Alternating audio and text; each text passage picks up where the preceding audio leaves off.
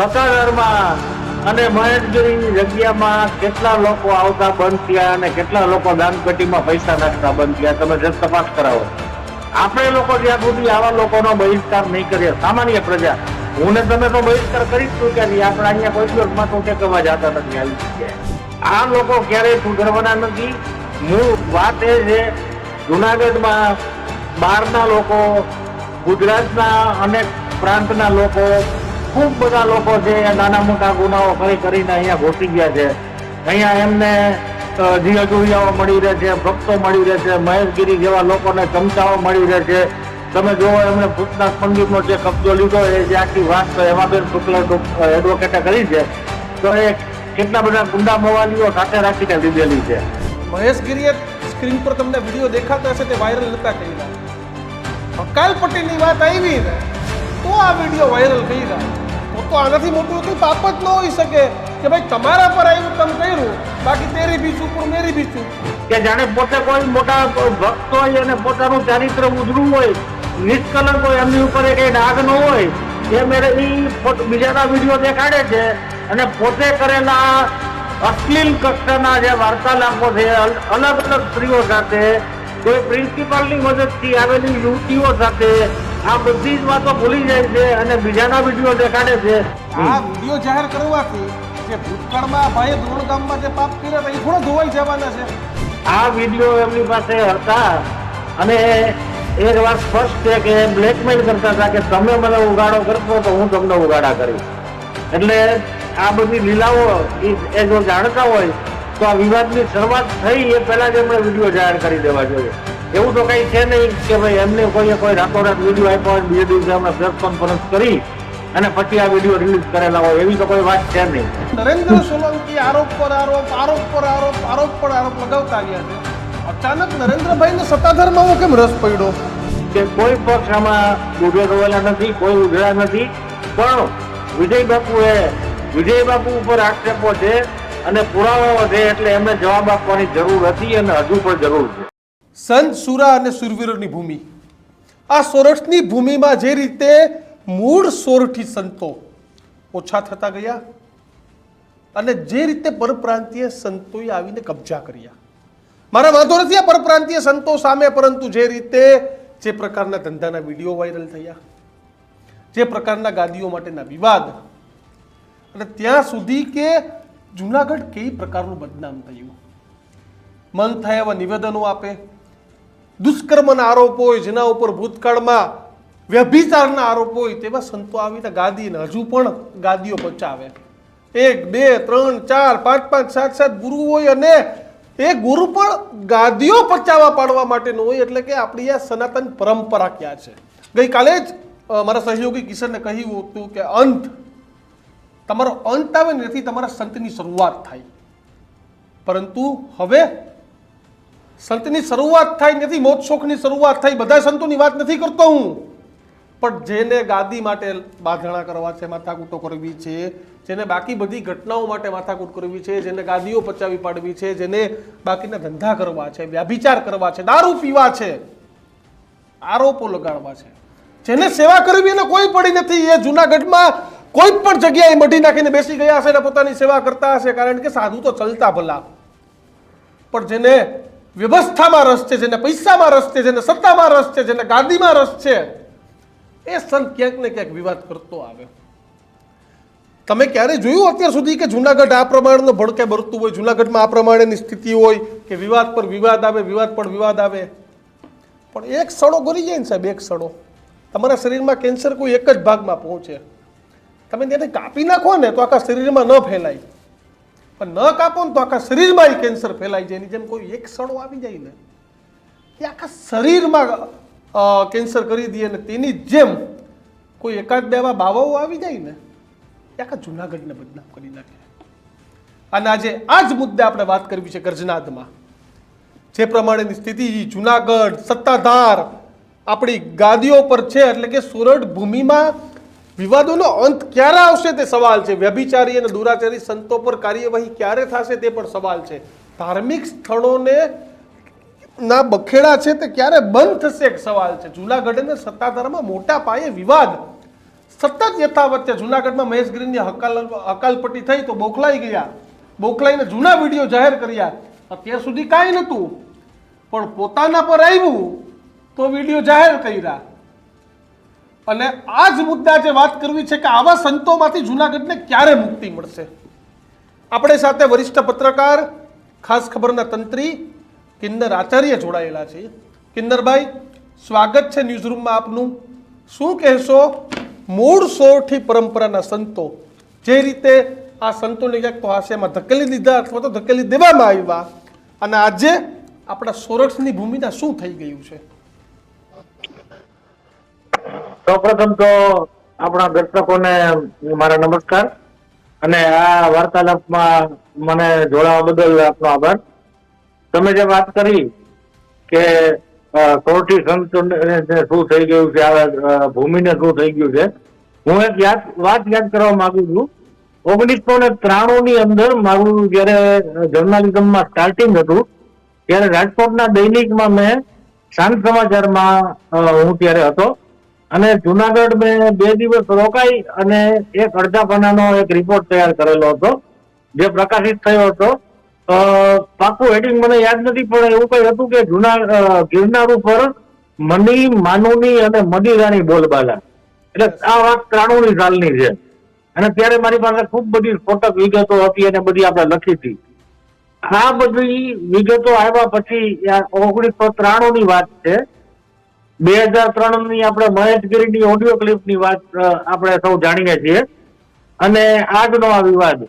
આજ સુધી તમે જોયું આ પરિસ્થિતિમાં કોઈ જ બદલાવ થયો નથી, કોઈ પરિવર્તન થયું નથી. અને હું માનું છું કે લોકો નહીં જાગે ત્યાં સુધી થવાનું પણ નથી. મારો એક બહુ સાદો સવાલ છે કે સત્તાધાર વિશે આટલા વિવાદો ચાલે છે, મહેશગીરી વિશે આટલા વિવાદો ચાલે છે. અમુક વાત તો એવી છે કે જેમાં પુરાવાની પણ જરૂર નથી. જે રીતે મહેશગીરીની હકાલપટ્ટી થઈ એ રીતે ઉપર બધી જાણ થઈ ગઈ છે, કોઈ પુરાવા વગર આવી રીતે કોઈની હકાલપટ્ટી કરવામાં એ લોકો પણ આગળ ન આવે, કારણ કે એમની પોતાની પણ ઇજ્જત આબરૂનો પ્રશ્ન હોય છે. આ હકાલપટ્ટી થયા પછી સત્તાધારમાં અને મહેશગીરીની જગ્યામાં કેટલા લોકો આવતા બંધ થયા અને કેટલા લોકો દાનપેટીમાં પૈસા નાખતા બંધ થયા, તમે જબ તપાસ કરાવો.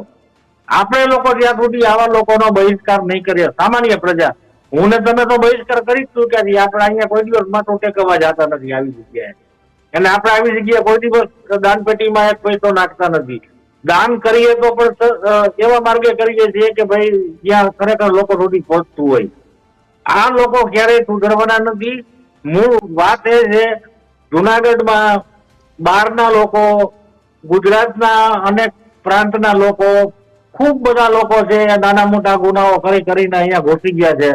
અહીંયા એમને જીઅટુરિયાઓ મળી રહે છે, ભક્તો મળી રહે છે, મહેશગીરી જેવા લોકોને ચમચાઓ મળી રહે છે. તમે જોવો એમણે ભૂતનાથ મંદિરનો જે કબજો લીધો એ જે આખી વાત હેમાબેન શુક્લ એડવોકેટે કરી છે, તો એ કેટલા બધા ગુંડા મવાલીઓ સાથે રાખીને લીધેલી છે, આખો કબજો લીધેલો છે. એટલે આ લોકોને ભૂતને પીપળા મળી રહે છે અને પીપળાને ભૂત મળી રહે છે. આખે આખું એક વિષ ચક્ર છે. આમાંથી બહાર આવવાનો કોઈ પ્રશ્ન જ નથી આવતો, કારણ કે આ લોકોએ સ્વીકારેલી વાત છે. લોકો મન ઉપર લેતા નથી. હું, તમે અને આપણા જેવા કેટલા બધા લોકો કેટલા દિવસથી વિડીયો બનાવીએ છીએ, અહેવાલો છાપીએ છીએ, છતાંય હજી મહેશગીરીને સમર્થન આપવા વાળા અને સત્તાધારના મહંત આપણા વિજય બાપુને સમર્થન આપવા વાળા લોકો પડેલા જ છે. અને લોકો હજી એવું જ કહે છે કે નાના ભાઈ અમારા બાપુ સાચા છે, બાકી બધા ખોટા છે. લોકો જ્યાં સુધી જાગશે નહીં, લોકોમાં જાગૃતિ નહીં આવે, આવા લોકોનો બહિષ્કાર નહીં કરે જ્યાં સુધી, એ લોકોને દાન આપવાનું, પૈસા આપવાનું બંધ નહીં કરે, ત્યાં સુધી આ કથું બંધ થવાનું નથી અને ચાલુ જ રહેવાનું છે. દીક્ષિતભાઈ. કિન્નરભાઈ, ખાસ અત્યાર સુધી મહેશગીરીએ સ્ક્રીન પર તમને વિડીયો દેખાતા હશે તે વાયરલ નતા કર્યા. હકાલપટ્ટીની વાત આવી ને તો આ વિડીયો વાયરલ કર્યા. તો આનાથી મોટું કઈ પાપ જ ન હોઈ શકે કે ભાઈ તમારા પર આવ્યું તમે કર્યું, બાકી તેરી ભી ચૂપ और मेरी भी चूप. ચામડી બચાવવાની વાત છે દીક્ષિતભાઈ, ચામડી બચાવવાની વાત છે. આ વિડીયો એમની પાસે હતા અને એક વાત સ્પષ્ટ છે કે બ્લેકમેલ કરતા હતા કે તમે મને ઉગાડો કરશો તો હું તમને ઉગાડા કરીશ. એટલે આ બધી લીલાઓ એ જો જાણતા હોય તો આ વિવાદની શરૂઆત થઈ એ પહેલા જ એમણે વિડીયો જાહેર કરી દેવા જોઈએ. એવું તો કઈ છે નહીં કે ભાઈ એમને કોઈ રાતોરાત વિડીયો આપ્યો હોય બીજે દિવસે એમને પ્રેસ કોન્ફરન્સ કરી અને પછી આ વિડીયો રિલીઝ કરેલા હોય, એવી તો કોઈ વાત છે નહીં. બહુ સ્પષ્ટ છે કે તે પોતે મહેશગીરી ઉગાડા પડી ગયા છે. હવે એ વાત સહન નથી થતી. હવે આપણે કાઠિયાવાડી ભાષામાં કહીએ તો ઘાંઘા થયા છે અને એમનું હું માનું છું કે સંતુલન હવે ખોઈ બેઠા છે. એટલે આવા આજે એમને કોઈએ પાપી કીધા, એમને કોઈએ રેડ હેન્ડેડ પકડ્યા તો વાત એમ નથી કહેતા કે ભાઈ હું પાપી છું, એમ કહે છે કે હું પાપી છું તો તમે પાપી છો. એટલે આ પોતાની ચામડી બચાવવાની વાત છે. બીજા ઉપર વાત ડાયવર્ટ કરી બીજી જગ્યાએ પણ આવું ચાલે છે તો હું કરવામાં શું ખોટું છે? એના જેવી આ વાત છે કે ફલાણા ભાઈ જો ભ્રષ્ટાચાર કરતા હોય, ફલાણા ભાઈ જો ગાડી ઉપર બેસી અને મુદ્રાઓ કરતા હોય અને પૈસા ઉછાળતા હોય અને દારૂ પીતા હોય અને નોનવેજ ની મેફિરો ચાલતી હોય તો હું કરું તો શું ખોટું છે? ગઈકાલ સુધી એવું કહેતા હતા કે હું આ વિડીયો જાહેર કરવાથી જે ભૂતકાળમાં આ ભાઈએ દ્રોણ ગામમાં જે પાપ કર્યા હતા એ થોડા ધોવાઈ જવાના છે. આ કોઈ પ્રયાગરાજ નો ત્રિવેણી સંગમ નથી કે અહીંયા બધા પાપ ધોવાઈ જાય. જે કઈ છે એ બધું જાહેર જીવનમાં છે અને પબ્લિક ડોમેનમાં છે. આવી કોઈ વાતથી એમના પાપ કોઈ ધોવાવાના નથી. એમણે વિડીયો જાહેર કર્યા ત્યારે પેલા એને પોતાની ઓડિયો ટીપ જાહેર કરવી જોઈએ. ધોળેશ્વરમાં જે પ્રેમ લીલાઓ એને કરી હતી સ્ત્રીઓ સાથે એ પેલા જાહેર કરવી જોઈએ કે જો હું આવું કરી બેઠો છું અને હવે આ બીજાનું દેખાડું છું. આ કોઈ એવી વાત થઈ કે જાણે પોતે કોઈ મોટા ભક્ત હોય અને પોતાનું ચારિત્ર ઉજળું હોય, નિષ્કલંક હોય, એમની ઉપર કઈ ડાઘ ન હોય એ મેળે બીજાના વિડીયો દેખાડે છે અને પોતે કરેલા અશ્લીલ કક્ષાના જે વાર્તાલાપો છે અલગ અલગ સ્ત્રીઓ સાથે, કોઈ પ્રિન્સિપાલની મદદથી આવેલી યુવતીઓ સાથે, આ બધી જ વાતો ભૂલી જાય છે અને બીજાના વિડીયો દેખાડે છે. તમે કહ્યું એમ એમના પાપ બિલકુલ ધોવાવાના નથી. આ કઈ કુંભરી ડૂબકી નથી. એમ માને છે કે પ્રેસ કોન્ફરન્સ છે એટલે મેં ડૂબકી લગાવી લીધી તો પ્રેસ કોન્ફરન્સ કરીને કોઈ ડૂબકી લગાવી શકતું નથી. એમની ઉપરના કોઈ આક્ષેપો ધોવાઈ જવાના નથી. બધું હજી ફરે છે અને બધાને જાણ છે. એમના વિરોધીઓને પણ જાણ છે અને એમના સમર્થકોને પણ જાણ છે. પણ સમર્થકો મેં તમને કહ્યું એમ અમુક આપણે ત્યાં જોઈએ તો મૂઢમતી હોય છે અને અમુકના પોતાના સ્વાર્થ હોય છે. અમુક અંધશ્રદ્ધામાં એટલા બધા ગળાડૂબ હોય છે કે એમને આ વસ્તુ છે સ્વીકારવી નથી હોતી. બાકી મહેશગીરીના જે પાપ છે એમણે જે કઈ પણ સ્ત્રીઓ સાથેની વાર્તાલાપની વાત નથી, ગાડીઓ બચાવી જવાના, અંગૂઠા લેવાના, આ જે કઈ પણ કુકર્મો છે એ એમના કોઈ આક્ષેપોથી એક પણ કુકર્મ એમનું ધોવાઈ જતું નથી. કિન્નરભાઈ, સત્તાધારની વાત કરીએ. સત્તાધારમાં હજુ સુધીમાં વિજય ભગત કઈ બોલ્યા નથી, આપણે જોયું. પણ નરેન્દ્ર સોલંકી આરોપ પર આરોપ, આરોપ પર આરોપ, આરોપ પર આરોપ લગાવતા આવ્યા છે. અચાનક નરેન્દ્રભાઈને સત્તાધારમાં આવો કેમ રસ પડ્યો? હું માનું છું ત્યાં સુધી સત્તાધારની ગાડી છે ઘણા લોકોને જોઈએ છે અને ત્યાં બેસવા માટે ઘણા લોકો ઉત્સુક છે અને એનો અર્થ એમ નથી કે આ વિજય બાપુ છે એ કોઈ દૂધે ધોયેલા છે, એવું બિલકુલ નથી. પણ ખૂપેલા છે. અત્યારે બરાબર ક્લચમાં આવ્યા છે અને ઘણી વાતો એમણે મૌન રહી અને એમની સામેની વાતને સમર્થન આપ્યું છે. એટલે જયારે બોલવાનું હોય ત્યારે તમે ન બોલો તો એવું બિલકુલ ન ચાલે. તમારું જે મૌન હોય, જે ખામોશી હોય એ લોકો તમારી સહમતિ સમજી લે, સંમતિ સમજી લે. એમને સમયસર બોલવાની જરૂર હતી, હજુ પણ જરૂર છે. એમની સામેના આક્ષેપો છે જે એની કાયે ચોખવટ કરે, ખુલાસો કરે, પુરાવાઓ આપે અથવા તો એમણે આ જે વેશ છે જે એમનો વેશ, હું તો વેશ કહીશ કારણ કે આ ધારણ કરેલો વેશ છે, જેમ આપણે ત્યાં પેલા વેશભૂષા વાળા લોકો આવતા હોય છે અલગ અલગ વેશ ધારણ કરીને, એમ આ એક વેશ ધારણ કર્યો છે તો એ વેશ ઉતારી દેવો જોઈએ. તમે વાત કરી નરેન્દ્ર સોલંકીની, તો નરેન્દ્ર સોલંકી વિશે હું જાજુ નહીં કહું પણ આમાં એક વાક્યમાં એટલું કહીશ કે કોઈ પક્ષ આમાં દૂધે ધોયેલા નથી, કોઈ ઉજળા નથી. પણ વિજય બાપુ ઉપર આક્ષેપો છે અને પુરાવાઓ છે એટલે એમને જવાબ આપવાની જરૂર હતી અને હજુ પણ જરૂર છે. શું લાગે છે અત્યાર સુધી લગભગ આપણે 2020 સુધી ગણીએ, આમ તો 22 સુધી ગણીએ, ક્યારેય જુનાગઢમાં આવી સ્થિતિ નથી કે સાધુઓ રવેડી માટે સામસામે આવી જાય, સાધુઓની આ સ્થિતિ થાય. પણ અચાનક 2-3 વર્ષમાં સાધુઓનો પાપ પોકારે છે કે શું છે કિન્નરભાઈ? મેં તમને કહ્યું એવી રીતે ઘણા બધા લોકો અહીંયા જુનાગઢમાં બહારના રાજ્યોમાંથી ગુનાઓ કરીને પણ આવી ગયા છે. અને સૌથી મોટો દોષ જો હું કોઈનો ગણતો હોઉં તો એ મોટા મોટા સંતોનો દોષ છે.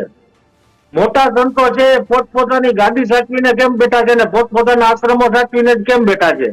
એમની જવાબદારી નથી શું કઈ બોલવું હોય? એમને એમ છે કે પોતાનો આશ્રમ સારી રીતે ચાલે છે અને પોતાના અન્નક્ષેત્રો સારી રીતે ચાલે છે, પોતાની જગ્યા સારી રીતે ચાલે છે, એટલે આપણે બસ કમાનિયા એવું છે.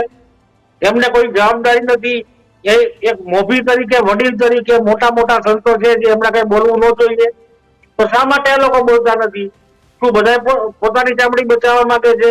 પોતે શું બધા પોતે એટલી હદે ખરડાયેલા છે કે બોલતા નથી? એવું નથી. ઘણા સંતો એવા છે ઉજળા છે પણ વિવાદમાં નથી આવવું, પોતાનું સાચવી રાખવું છે. આ સંતોના એવડા મોટા મોટા નામ છે કે આ લોકો 2-4 સંતો જાહેરમાં આવી અને આ જે બધા પાપિયાઓ છે એને ઉઘાડા કરે અને એના વિશે જો 5 લીટી બોલે ને તો આ લોકો જુનાગઢ આખું છોડીને ભાગવું પડે. ગીર સોમનાથ ને સોરઠમાં જુનાગઢમાં લોકો રહી ન શકે, પણ કોઈ સંતો બહાર આવીને બોલતા નથી. બધાને પોતાના આશ્રમની, પોતાના અન્નક્ષેત્રની, પોતાની જગ્યાની પડી છે. હું ને તમે આપણે ગમે એટલા વિડીયો બનાવીને આપણે શું આપણે મહેશગીરીને ઉચકીને તો ભૂતનાથી બહાર ફેંકી નથી શકવાના. એ શક્તિ કોની પાસે છે? એ શક્તિ મોટા સંતો પાસે છે જે હજુ ગિરનારમાં છે, ભવનાથમાં છે, જુનાગઢમાં છે. આ લોકો બધાનું મૌન છે અકળાવનારું છે. ઘણા દિવસથી મને એમ વિચાર થાય છે કે મારા તમારા જેવા સામાન્ય માણસો પણ જો આટલું બધું બોલી શકતા હોય તો આ લોકોના મોઢામાં કોને મગ ભરેલા છે, આ લોકોના મોઢા ઉપર કોને ટેપ ચોંટાડેલી છે? અને એ લોકો એટલા સમર્થ છે, એટલા શક્તિશાળી છે કે કોઈ એનું એક મોવાડું પણ હલાવી શકે એમ નથી. છતાં પણ બધા ચૂપ થઈને બેઠા છે. સૌથી પહેલા આ સંતોએ બહાર આવવું જોઈએ. એ પછીની જવાબદારી મારી અને તમારી છે. એટલે હું ખુલ્લી ચેલેન્જ કરું છું, જેટલા સંતો મહાન સંતો જે બધા બેઠા છે અને કુંભમેળામાં બિરાજે છે અત્યારે, અને જેના અબજોના આશ્રમો છે, રોજના 5-5, 2-2, 10-10 હજાર લોકો ત્યાં જમે છે. એ લોકો 2 દિવસ રોટલા નહીં ખવડાવે ને લોકોને તો ચાલશે, પણ આ મહેશગીરી જેવા લોકોને રડતા કરે ને તો એ જુનાગઢ ઉપર અને ગિરનાર ઉપર મોટો ઉપકાર ગણાશે. બિલકુલ સાચી વાત છે કિન્નરભાઈ આપની. આપણે પણ એવી જ આશા રાખીએ કે ગિરનાર ચોખ્ખો થઈને મૂળ સોરઠી પરંપરાના સંતો છે તે જુનાગઢની ગાદી પર આવે. આભાર કિન્નરભાઈ અમારી સાથે જોડાવા બદલ. તો મહત્વની વાત જ એ છે કે જુનાગઢમાં જે પ્રમાણેની સ્થિતિ છે તે સ્થિતિનું નિર્માણ ક્યારે અટકશે તે ખબર નથી પડતી, પરંતુ અટકવા જોઈએ તે નક્કી છે. અમે પણ નિર્ણય કર્યો છે કે ભલે રોજ બોલશું, કોઈ પણ માહોલ ઊભો થાય. આસારામ જેલમાં એક જ દિવસમાં નતો જતો રહ્યો. આસારામમાં 2-2 વર્ષ, 5-5 વર્ષથી પત્રકારો બોલતા હતા. ત્યારે ગમે એના 2-4 હાથ હશે, પરંતુ પાપનો ઘડો છલકાણો અને આસારામ પર કેટલા કેસો, કેટલા લોકો સામે આવ્યા. એમ વાત એ જ છે કે આવા આસારમો આજે પણ કેટલાય છે. બસ આવા આસારમોને આપણે ઓળખવાની જરૂર છે. મારી વાત સાથે કેટલા સહમત છો તે કોમેન્ટ બોક્સમાં લખજો. અને બધું આવા જ સમાચાર જોવા માટે જોતા રહો ન્યૂઝ રૂમ. નમસ્કાર.